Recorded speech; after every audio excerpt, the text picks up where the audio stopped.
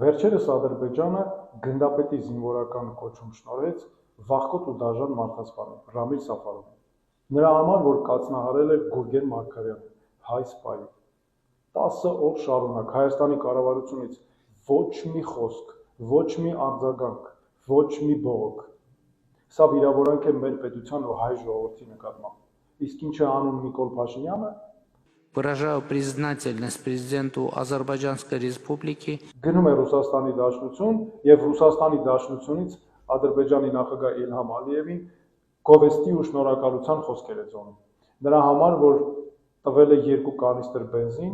ու կասկածելի որակի մի քանի պարկ ցորեն։ Ես հարց ունեմ ձեզ, Նիկոլ Փաշինյան, ինչու եք դուք այդքան արհամարում մեր նահատակներին ու նրանց ընտանիքներին, որ անգամ չեք համարձակվում նրանց անունից հարցեր բարձրացնել կամ պաշտպանել նրանց իրավունքները։ Սա է այն խաղաղությունը, որի մասին այդքան հայտարարում եք, թե բերել եք մեր ժողովրդին։ Իսկ ինչ պետք է անի իրական ղեկավարը։ Իրական ղեկավարը պետք է այնպես անի, որ իր երկրի քաղաքացուն որևէ մեկը չհամարձակվի վնաս տալ։ Իսկ վնաս տալու դեպքում էլ հստակ իմանա, որ աշխարհի որ ծայրում էլ գտնվի, նրա հետևից գալու է արդարադատությունն ու պատիժը։